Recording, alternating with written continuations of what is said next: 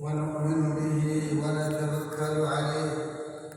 ونعوذ بالله من شرور أنفسنا ومن سيئات أعمالنا. من يهده الله فلا مضل له ومن يضلل فلا هادي له، وأشهد أن لا إله إلا الله وحده لا شريك له، وأشهد أن محمدا عبده ورسوله. أما بعد فإن خير الحديث كتاب الله، وخير الهدي هدي محمد صلى الله عليه وسلم،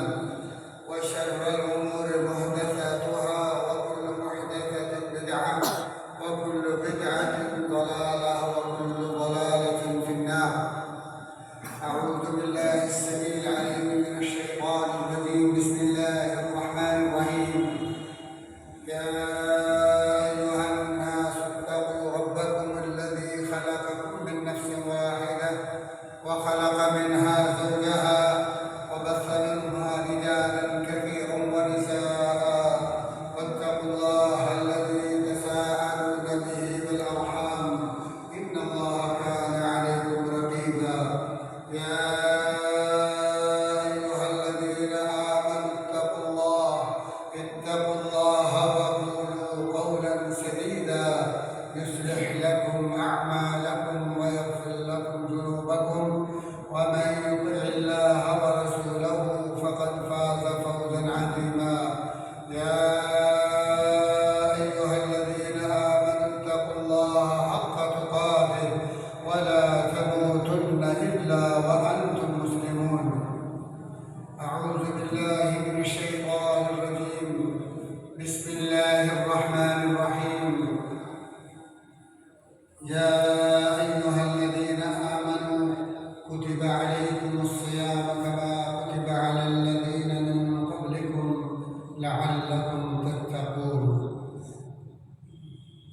تمام قسم کے حمد و ثنا، کبریائی، بڑائی، بڑیائی اللہ جلال والاکرام کے لیے ہے، جو اس کائنات کا حقیقی خالق و مالک اور فرما روا ہے۔ درود و سلام اس کے محبوب پیغمبر، رحمت دو جہاں، سرور کونین، سید الانبیاء والمرسلین، جناب محمد رسول اللہ صلی اللہ علیہ وآلہ وسلم کی ذات اقدس و مقدس ہے، جنہوں نے اللہ تعالیٰ کی بھولی بسری انسانی مخلوق کو گمراہی کے عمیق گڑھوں سے نکال کر راہ راست پہ لا کر کھڑا کر دیا ہے۔ انتہائی قابل احترام بزرگوں، نوجوانوں، عزیزوں، قابل احترام ماؤں، بہنوں، بیٹیوں، رمضان مبارک کا مہینہ یہ اللہ تعالیٰ کا بہت بڑا انعام ہے، گناہ گاروں کے لیے اور ان لوگوں کے لیے جو گناہوں کے بعد اللہ تعالیٰ سے معافی چاہتے ہیں، اپنی روح کو گناہوں کے بوجھ سے آزاد کروانا چاہتے ہیں، اور ان لوگوں کے لیے جو شیطان کے ساتھ دوستی لگانے کی وجہ سے اللہ سے دور ہو چکے ہیں، اللہ کی ولایت چاہتے ہیں، اللہ کی دوستی چاہتے ہیں، اللہ کی رضا اور اللہ تعالیٰ کی خوشنودی کے خواستگار ہیں، ان کے لیے یہ ایک بہت بڑا چانس ہے، سنہری موقع ہے۔ اللہ رب العزت نے اس مہینے میں گناہوں کی صفائی اور پاکیزگی کے لیے بے شمار اسباب فراہم کیے ہیں۔ یقیناً آپ بارہا سن چکے ہوں گے نبی مکرم صلی اللہ علیہ وآلہ وسلم نے اس ماہ مبارک کی عظمت کو بیان کرتے ہوئے، اس کی اہمیت کو اجاگر کرتے ہوئے امت کو آگاہ فرمایا ہے۔ فرمایا من صام رمضان ایمانا واحتسابا غفر له ما تقدم من ذنبه۔ جس خوش نصیب مرد یا عورت نے رمضان المبارک کے روزے بحالت ایمان اور اللہ تعالیٰ سے اجر و ثواب کی امید سے، گناہوں کی معافی کی امید سے رکھ لیے، اللہ تعالیٰ ان روزوں کی برکت سے اس کے گزشتہ سارے کے سارے گناہ معاف فرما دیتے ہیں۔ اور دوسرا چانس فرمایا من قام رمضان ایمانا واحتسابا غفر له ما تقدم من ذنبه۔ جس نے رمضان مبارک کا قیام ایمان و یقین اور اللہ تعالیٰ سے پر امید ہو کر رکھ لیا، قیام کر لیا، اور اس سے مراد تراویح ہے، تو فرمایا اللہ تعالیٰ اس کے بھی گزشتہ سارے گناہوں کو معاف فرما دیتا ہے۔ مزید اللہ تعالیٰ نے اپنی رحمت کا مظاہرہ کرتے ہوئے ہماری بخشش کا سامان مہیا فرمایا۔ گناہ گاروں کے لیے مزید اپنے رحمت کے دروازے کھولتے ہوئے اعلان فرما دیا۔ ممکن ہے رمضان کے 30 روزوں میں ایک مسلمان سے لاپرواہی ہو جائے، بھائی صاحب، ہلو بھائی صاحب، آپ الگ ہو کے بیٹھ رہے، لگتا ہے کہ آپ خود خطبہ دینے کے لیے منع ہے مسجد میں۔ رسول اللہ صلی اللہ علیہ وآلہ وسلم نے سختی سے منع فرمایا ہے۔ دوران خطبہ آپ صرف آنے کے بعد 2 رکعت نماز پڑھ سکتے ہیں، وہ ضروری۔ اس کے علاوہ خطیب کے علاوہ کوئی آدمی کسی کو غلط کام سے روک بھی نہیں سکتا۔ آپ کو اجازت نہیں کہ آپ مسجد میں بیٹھے ہوئے کسی غلط کام کرنے والوں کو روکیں گے تو آپ نے فرمایا تمہارے بھی اجر اور ثواب کا ستیہ ناش ہو جائے گا۔ اس لیے آپ بڑا قیمتی وقت لے کر آتے ہیں اور نیند حرام کرتے ہیں، کاروبار چھوڑتے ہیں، تو مقصد یہ ہوتا ہے کہ جمعے کی ادائیگی کے بعد اللہ تبارک و تعالیٰ ایک جمعے سے پہلے جمعے تک جتنے ہمارے گناہ ہیں اس کی برکت سے دھو دیتا ہے۔ یہ فرض ہے، جمعہ ادا کرنا فرض ہے، اور خطبے کا سننا جمعے کا حصہ ہے۔ تو پیارے بھائیوں، یہ اللہ کی رحمتوں سے بھرا ہوا مہینہ ہے۔ اللہ تعالیٰ خواہ مخواہ اپنے بندوں کو معاف کرنا چاہتا ہے، تو اس لیے اللہ کی رحمت کا یہ مزید اظہار ہوتا ہے، اس کی مہربانی کا، کہ ہو سکتا ہے میرا بندہ 30 روزے ہیں، کہیں نہ کہیں اس سے کوتاہی، سستی، لاپرواہی ہو جائے اور وہ اس عظیم مقصد کو حاصل نہ کر سکے جس لیے میں نے رمضان کے روزے فرض کیے ہیں، تو اللہ رب العزت دوسرا چانس قیام کا دے دیتا ہے کہ روزہ رکھنے سے قیام آسان ہے۔ انسان قیام کے ذریعے گزشتہ زندگی کے سارے گناہ معاف کروا سکتا ہے۔ اور پھر فرمایا عین ممکن ہے میرا بندہ قیام میں بھی لاپرواہی اور سستی کا شکار ہو جائے، کیونکہ خلق الانسان ضعیفا، انسان کمزور ہے، اس کا نفس امارہ بڑا آوارہ ہے اور بڑا بے مہار ہے، اور ممکن ہے اسے اپنی آپس سے، اپنی آخرت سے مشغول اور مصروف کر دے۔ رمضان کی 30 راتوں کا قیام بھی اس سے نہ ہو، تراویحوں میں لاپرواہی ہو جائے، دنیا کے لالچ میں، دنیا کے بزنس کاروبار میں، دنیا کی محفل اور مجلس میں، شادیوں اور بیاہوں اور پروگراموں میں یہ مشغول ہو کر یہ اجر بھی نہ لے سکے اور اس کے گناہ رہ جائیں گے، یہ جہنم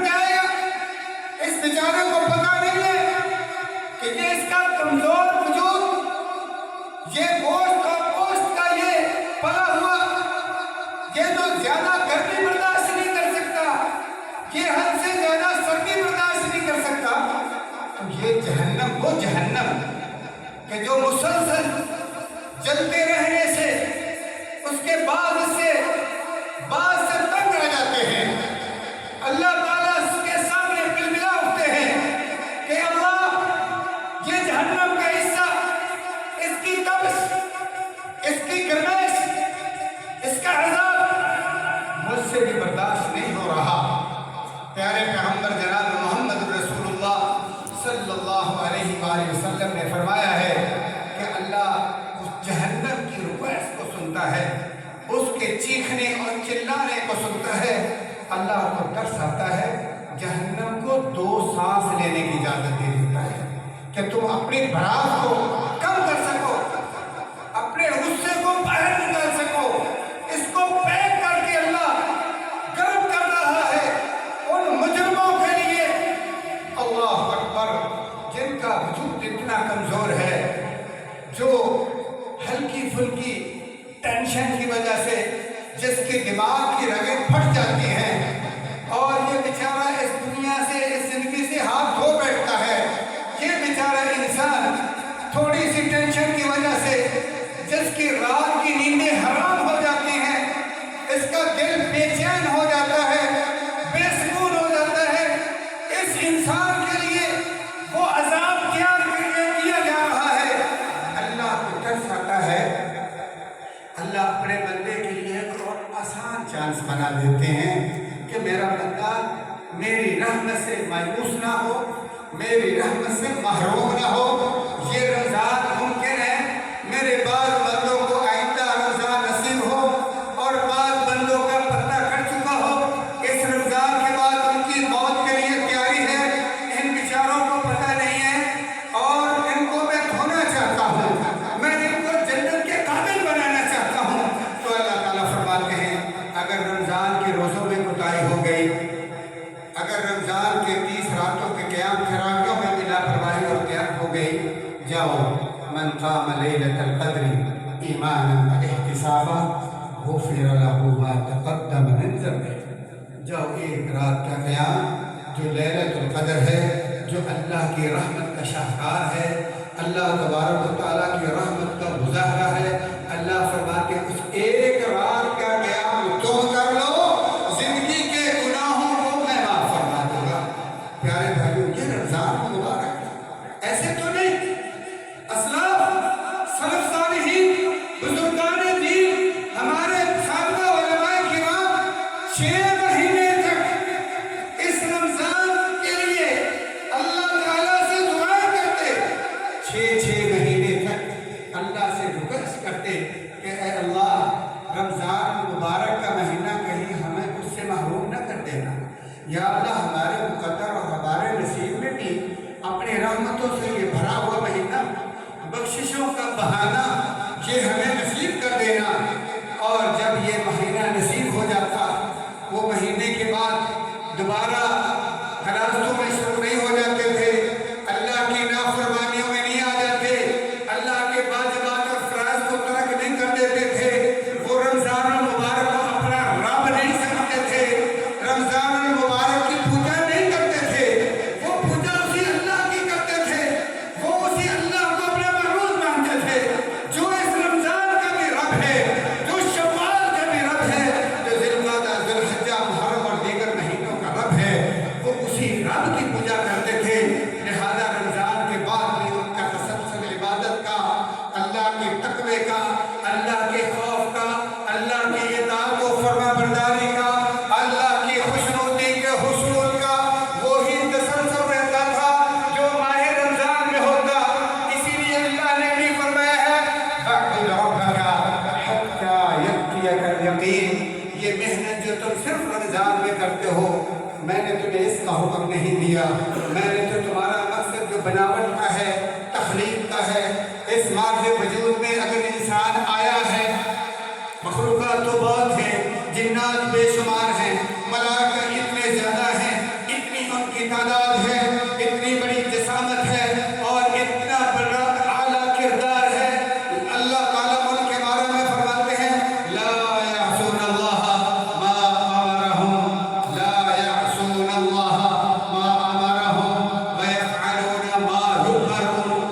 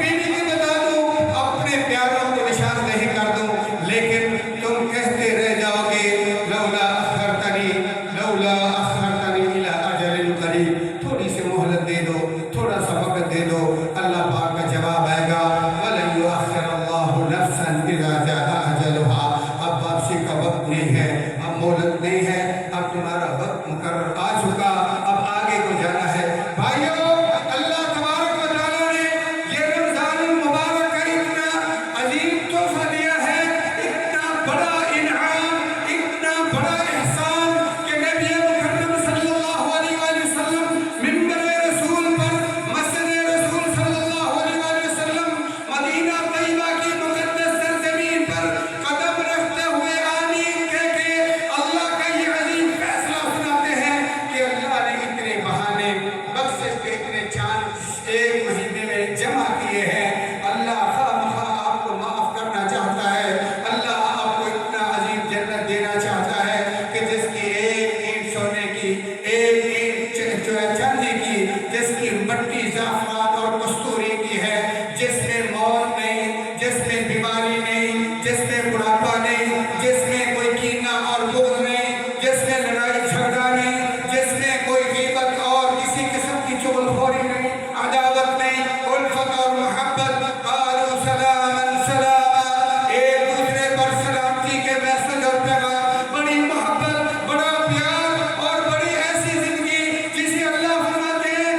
جس کی آج مثالیں دی جاتی ہیں، کہتے ہیں فلاں شخص کے پاس اتنا مال، اتنی دولت، اتنی اچھی کوٹھی، گھر بنگلہ، وہ تو عیاشی کر رہا ہے، تو اللہ تعالیٰ فرماتے ہیں یہ زندگی عیاشی والی نہیں ہے۔ جن کو آپ سمجھے وہ عیاشی کر رہے ہیں، رات بڑی آرام کی نیند سو رہا ہوتا ہے اور بڑے مزے کی نیند میں اس کو ایک قضاء حاجت تڑپا کے رکھ دیتی ہے، اس کا آرام برباد ہو جاتا ہے، مجبوراً طوعاً وکرہا اس کو اٹھ کر اپنے قضاء حاجت کے لیے واش روم کا رخ کرنا پڑتا ہے۔ بھائیو، یہ دنیا کی زندگی اتنی مزے والی نہیں ہے۔ کسی نے یہ کہا تھا دنیا کی زندگی اتنی بیکار اور نکمی زندگی ہے، اس میں عیش و عشرت کے لیے نہیں، اس کو جینے کے لیے انتخاب نہیں کرنا چاہیے کہ یہ جینے کا بہت اچھا گھر ہے، یہ کوئی رہائش کے بہت قابل جگہ ہے، نہیں،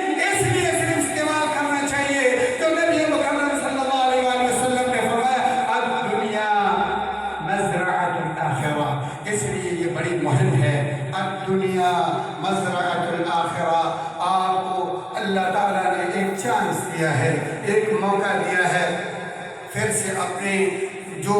گھر ہے، جو ہم سے جو ہے ایک وقت کے لیے واپس لیا گیا ہے، اپنے گھر دوبارہ جانے کے لیے اللہ تعالیٰ نے اس دنیا کے لیے نہیں، ہمارے باپ اور ہماری ماں کو ود فیملی رہنے کے لیے جنت میں چھوڑ دیا تھا، فرمایا سب کچھ تیرے لیے ہے، اس ایک چیز کے قریب نہیں جانا۔ اور ہمیں یہ بھی درس دیا گیا ہے، آج ہم بڑے بڑے گناہ، بڑے بڑے جرائم کر کے ہضم کر جاتے ہیں، ہم کہتے ہیں اللہ بڑا مہربان ہے، اللہ بڑا غفور الرحیم ہے، ظلم سے باز نہیں آتے، رمضان کے روزے رکھ رہے ہیں، ظلم سے باز نہیں آتے اور رمضان کا قیام ہو رہا ہے، کبھی انفرادی انسانوں کی جسمانی ظلم ہو رہا ہے، کبھی انسانوں کے مالوں پر ظلم کر رہے ہیں، کبھی انسانوں کو ہم ملاوٹ والی خوراک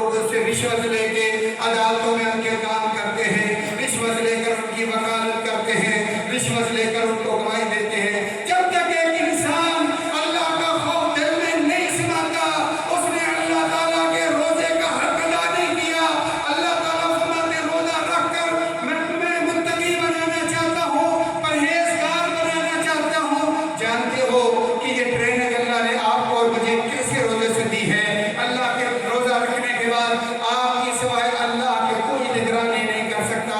آپ اپنے گھر میں چلے جاتے ہیں، سب سے پہلے گھر کی کنڈی لگاتے ہیں، اس کے بعد اپنے کمرے میں چلے جاتے ہیں، کمرے کی بھی آپ کنڈی اس کو لاک کر لیتے ہیں۔ جب آپ کو پوری تسلی ہو جاتی ہے، اس کے بعد اپنے فریج کا دروازہ کھولتے ہیں، اس کے اندر کھانا بھی ہے، پینا بھی ہے، فروٹ بھی ہے، وہ بالکل صحیح تندرست فریش ہے۔ آپ کو انتہائی بھوک لگی ہوئی ہے، آپ کو پیاس بھی ہے،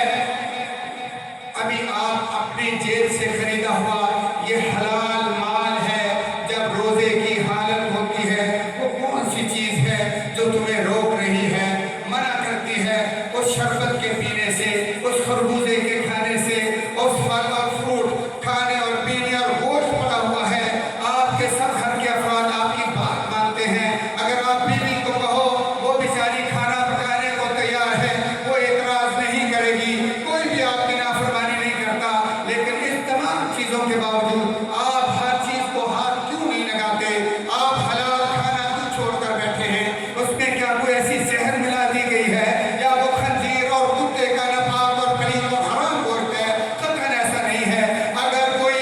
آپ کو منع کرنے والی پاور ہے، کوئی ذات ہے، وہ صرف ایک اللہ کی ذات ہے، وہ اللہ کی نگرانی ہے۔ آپ نے 14 یا 16 گھنٹے تک اللہ کے خوف سے نہ کھانا کھایا، نہ پانی پیا، یہاں تک کہ تم آئے، مسجد میں ٹھنڈا پانی تھا، تم نے منہ میں ڈالا، آپ کے گلے تک تو چلا جاتا ہے، وہاں آپ کی نگاہ بھی کام نہیں کر سکتی۔ آپ نے ایک قطرہ تک بھی اپنے حلق سے آگے اگر نہیں گزارا تو کس کی نگرانی ہے؟ وہ صرف ایک رب العالمین۔ اسی تقویٰ کہتے ہیں بھائیو، یہ تقویٰ صرف ایک رمضان کے مہینے میں نہیں، بلکہ 24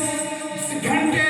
12 مہینے اللہ تعالیٰ چاہتا ہے وَاعْبُدْ رَبَّكَ حَتَّىٰ يَأْتِيَكَ الْيَقِينُ۔ جب تک تمہیں موت نہیں آتی تب تک ذرا بچ بچا کے پرہیز کے ساتھ تم زندگی بسر کر لو، صبر کر لو، برداشت کر لو، اللہ کی اطاعت کر لو۔ تو پھر فرمایا اگلی زندگی جب موت آئے گی، پھر تمہیں جوتے نہیں پڑیں گے، تمہیں مار پٹائی نہیں ہوگی، عذاب نہیں ہوگا، عذاب اس کی موت کی تکلیف نہیں ہوگی، بلکہ کیا ہے تتنزل علیہم الملائکہ اللہ تخافوا ولا تحزنوا۔ پھر تمہیں یہ کہا جائے گا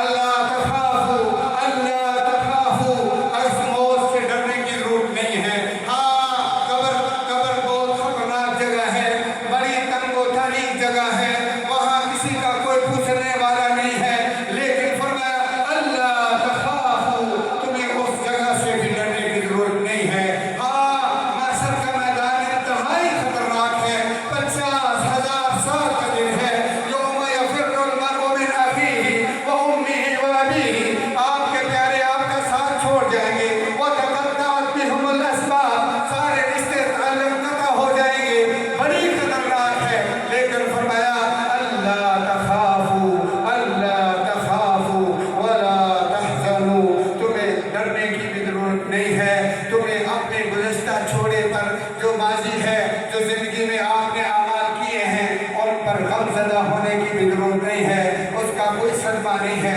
اس لیے اگر موت آئے گی، تقویٰ پیدا ہوگا، اللہ کا ڈر دلوں میں سما لیں گے، کاروبار میں، بزنس میں، بیوی بچوں کے ساتھ رویہ معاملہ کرتے وقت، اپنے والدین کی خدمت کے معاملے کے وقت، ان کے سامنے اللہ کے حکم کے مطابق فرمایا وَخْفَضْ لَهُمَا جَنَاحَ الذُّلِّ مِنَ الرَّحْمَةِ، ان کی توہین، ان کی انسٹ، ان کی دل آزاری نہیں کرو گے، دل سے ماں باپ کی خدمت کرو گے، اپنے بچوں کو حلال روزی اور دینی تربیت دو گے، جیسے اللہ نے فرمایا قُوا أَنفُسَكُمْ وَأَهْلِيكُمْ نَارًا، اپنے وقت کو، اپنے بیوی بچوں کو بھی تم نے جہنم سے بچانا ہے۔ ہر وقت تمہاری نگرانی صرف اللہ تعالیٰ کی وجہ سے ہوگی، اللہ تمہارا نگہبان ہوگا۔ یہ جب تمہارے دل اس بات کا عادی ہو جائے گا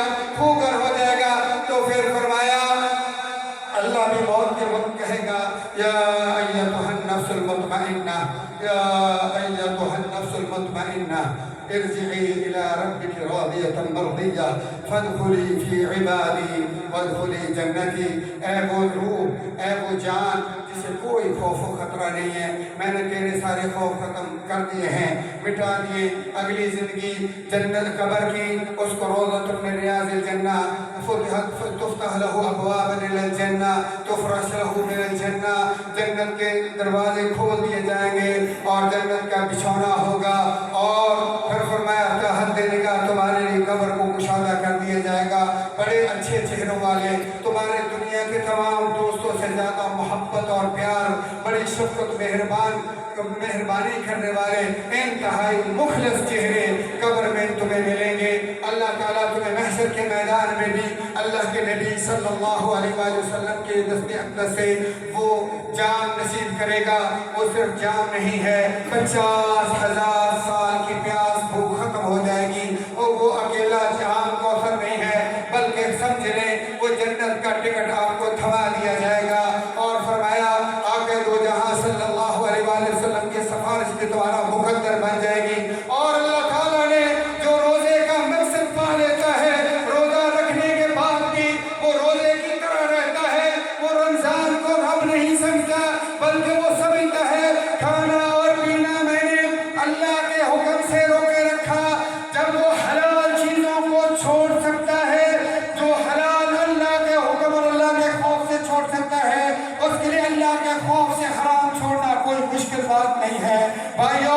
اگر تو ہمارا یہ اللہ تعالیٰ جو علاج کرنا چاہتے ہیں، جو اللہ جس تقوی کا ہمیں عادی اس روزے کے ذریعے بنانا چاہتے ہیں، اللہ ہمیں اگر یہ نصیب فرما دیتا ہے، اللہ کا خوف ہمارے دلوں میں سما جاتا ہے، ایک فائدہ یہ ہوگا، دنیا کے سارے خوف آپ کے ختم ہو جائیں گے، آپ کی بزدلی ختم ہو جائے گی، آپ میں جرأت اور بہادری ہوگی۔ آپ کو پتہ ہے نفع کا مالک صرف اللہ ہے، نقصان کا مالک اللہ ہے، شفا کا مالک اللہ ہے، بیماریوں کو بچانے والی صرف اللہ کی ذات ہے، رزق کا مالک اللہ ہے۔ آپ پھر یہ نہیں کہیں گے صبح کا وقت ہے، شام کا وقت ہے، روزی کا اڈا ہے، میرے ہاتھ میں رزق پکڑا ہوا ہے۔ یہ پہلے تم کرتے رہے ہوگے کہ تم اگر صبح کا ٹائم نہ ہوتا جھوٹ بول لیتے، شام کا وقت نہ ہوتا تم جھوٹ اور غلط بیانی کر لیتے، اگر تمہارے ہاتھ میں روزی نہ ہوتی، روزی کا اڈا نہ ہوتا، تم کسٹمر کے ساتھ فراڈ دھوکہ کر لیتے۔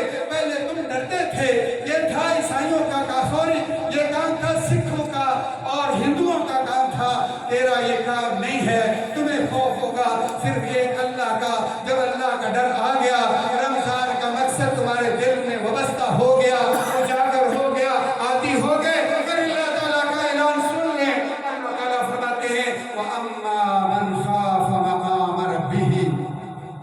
وَأَمَّا مَنْ خَافَ مَقَامَ رَبِّهِ وَنَهَى النَّفْسَ عَنِ الْهَوَىٰ فَإِنَّ الْجَنَّةَ هِيَ الْمَأْوَىٰ۔ اگر تم نے اللہ کے خوف سے اپنے نفس کی آوارگی سے بچ کے اس کو روک دیا اور اللہ کی اطاعت و فرما برداری شروع کر دی، تھوڑا کھایا، حلال کھایا، مکسنگ نہ کی، اللہ کے نبی کی بات ذہن میں رکھی، آپ نے فرمایا تھا من غشنا فلیس منا،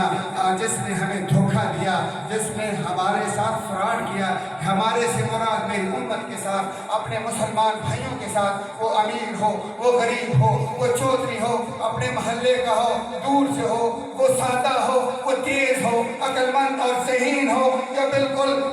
سادہ سا آدمی ہو اور نہ آپ کی چلاکیوں سے واقف نہ ہو، آپ نے اس سے نہیں ڈرنا، آپ کو اس کی کوئی پرواہ نہیں ہے، آپ کو پرواہ تو اللہ کی ہے۔ آپ نے سب کے ساتھ فراڈ نہیں کرنا، دھوکہ نہیں کرنا۔ بھائیو، جب یہ ایسا ہو جائے گا، پھر آپ گوشت میں چھچڑے ملانے کی بجائے اور اپنی مرچوں میں اینٹیں پیس کے ملانے کی بجائے آپ کی پتی جو ہے وہ کسی برادے کو رنگ دے کر مکس کرنے سے آپ بچ جائیں گے، اور اسی طرح رشوت سے بچ جائیں گے، اسی طرح بہت لاکھوں اور کروڑوں کی گیم سود سے آپ بچ جائیں گے۔ آپ کو پتہ ہوگا کہ اللہ تعالیٰ فرماتے ہیں یا ایھا الذین آمنوا اتقوا اللہ۔ بات ہوئی ہے کہ سب سے اللہ تعالیٰ یہی چاہتے ہیں کہ تم کسی سے نہ ڈرو، ایک اللہ سے ڈرو۔ اتقوا اللہ، اللہ سے ڈر جاؤ۔ وذروا ما بقی من من الربا، اس سے پہلے جو ہو گیا سو ہو گیا، اب اللہ سے معافی مانگو اور سود کا بزنس اور کاروبار چھوڑ دو۔ اس لیے فَإِن لَمْ تَفْعَلُوا فَإِن لَمْ تَفْعَلُوا فَأْذَنُوا بِحَرْبٍ مِّنَ اللَّهِ وَرَسُولِهِ، اگر تم نے اس سود کو، جس کو تم نے نام انٹرسٹ کا دے دیا یا کوئی اور فائدے مودے نام دے دیے، تو رسول اللہ صلی اللہ علیہ وسلم نے 1400-1500 سال پہلے ہی بتا دیا تھا ایک وقت آئے گا لوگ سود کھائیں گے، نام بدل دیں گے، لوگ شراب پئیں گے، نام بدل دیں گے۔ بھائیو، نام کے بدلنے سے حقیقت نہیں بدلتی، نام کے بدلنے سے آپ اس جرم کی پداش سے، وبال سے نہیں بچ سکتے۔ تو اللہ تعالیٰ فرماتے ہیں اگر تم سود نہیں چھوڑتے، ہاں کروڑوں تمہیں بہت اچھے لگتے ہیں، یہ اربوں خربوں کی گیمیں کر رہے ہو، فرمایا پھر یاد رکھو اللہ اور اللہ کے رسول سے تمہاری اعلان جنگ ہے۔ تم چاہتے ہو کہ روزے رکھ کر مجھے معافی مل جائے گی، اللہ تمہارے روزے بھی ٹھکرا دے گا۔ تم چاہتے قیام اللیل سے معافی نہیں ملے گی، تم سمجھو لیلۃ القدر بخشوائے گی، نہیں بخشوائے گی، کوئی بھی نیکی جب تک تمہارے دل کی کیفیت نہیں بدلتی، اللہ کا خوف نہیں سماتا، اپنے نفس امارہ کو اللہ کے تابع نہیں کرتے، ان نیکیوں کا فائدہ نہیں ہے۔ اسی لیے اللہ تبارک و تعالیٰ فرماتے ہیں کچھ ایسی نیکیاں ہوں گی وجوہ یومئذ خاشعہ عاملۃ ناصبہ تصلی نارا حامیہ، کہ کچھ چہرے نمودار ہوں گے جو ڈر رہے ہوں گے، ان کے اوپر ڈر و خوف کے آثار نمایاں ہوں گے، اور انہوں نے دنیا میں بڑی مشقتیں، بڑی محنتیں اور بڑی لمبی لمبی عبادتیں کی ہوں گی، لیکن آخر کا انجام جہنم ہے۔ العیاذ باللہ، اللہم اجرنا من النار۔ اقول قولی ھذا واستغفر لي ولکم ولسائر المسلمین واستغفروہ انہ هو الغفور الرحیم۔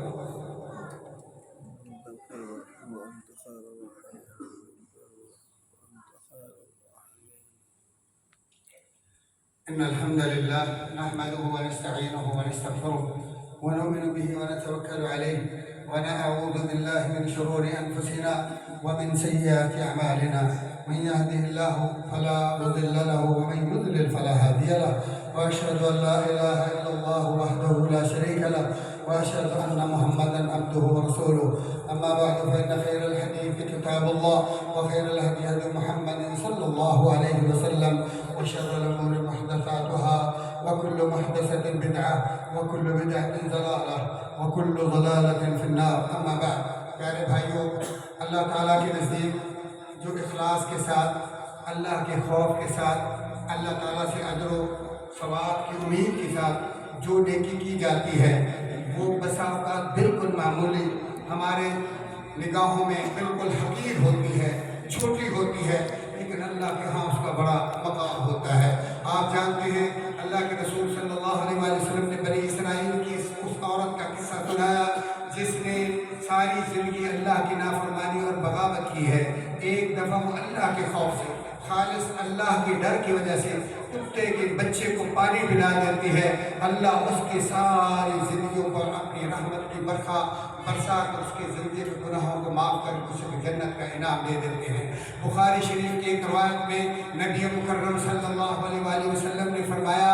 ایک راستے پر خاردار شاخ پڑی ہوئی ہے، ایک شخص کے دل میں آتا ہے کہ ہو سکتا ہے یہ اللہ کے بندوں کو، میرے بھائی انسانوں کو اس سے دکھ اور تکلیف پہنچ جائے، کوئی بچہ آئے جس کے پاؤں میں جوتا نہ ہو، اس کے پاؤں میں کانٹا چبھ جائے، کسی غریب کا ٹائر پنچر ہو جائے اور وہ اس کو پریشان اور دقت ہو، اس نے مسلمانوں کی، انسانوں کی پریشانی کو دور کیا، اتنا بڑا عمل نہیں ہے، کوئی اس نے بہت بڑی عالیشان مسجد نہیں بنائی، بیت اللہ کا حج نہیں کیا، یا رمضان مبارک کے اتنے عظیم اس نے اسباب حاصل نہیں کیے، لیکن اللہ کا تقویٰ ہے، اللہ کا ڈر ہے، اخلاص ہے، تو فرمایا کہ اس کی اس شاخ کے سیر پر کرنے سے اللہ کو اتنی خوشی، اللہ اتنا راضی ہوتا ہے، اسے جنت کا داخلہ عطا فرما دیتے ہیں۔ بھائیو، اللہ کے نبی صلی اللہ علیہ وسلم نے ہمیں فرمایا لا تحقرن من المعروف شیئا، کبھی کسی نیکی کو ہلکا اور حقیر مت سمجھے،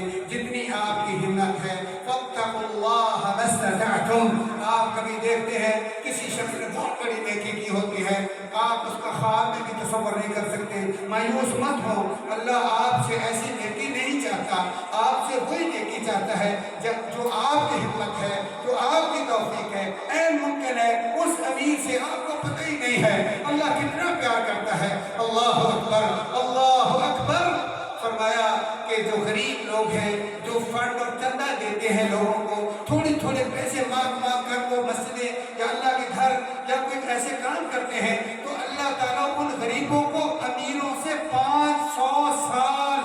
500 برس میں جنت میں جگہ دے گا۔ یہ کس چیز کی برکت ہے؟ اللہ کے نزدیک ہمت چاہیے، تمہاری طاقت کتنی ہے، پاور کتنی ہے۔ اگر پاور والا بخیلی اور کنجوسی کرتا ہے، اللہ اس سے ناراض ہوتا ہے، اس کو بھی کہتا ہے لن تنالوا البر حتى تنفقوا مما تحبون، جو تمہیں دل کی عطا کرنے سے چیز پسند ہے، جب تک اللہ کے راستے میں وہ نہیں دو گے میں قبول نہیں کروں گا۔ اور غریبوں کے نبی علیہ السلام فرمایا اتقوا النار ولو بشق تمرہ، آپ اگر ایک آدھی کھجور بھی اللہ کے راستے میں خرچ کر کے جہنم سے بچ سکتے ہیں تو بچنا چاہیے۔ اللہ تعالیٰ سے دعا ہے اللہ ہمارے گناہوں کو معاف فرما دے، اللہ تعالیٰ ہمیں رمضان مبارک سے بھرپور استفادے کی توفیق عطا فرمائے، جو ہماری لاپرواہیاں کوتاہیاں غفلتیں ہیں اللہ ہمیں دور کرنے کی توفیق عطا فرمائے۔ جن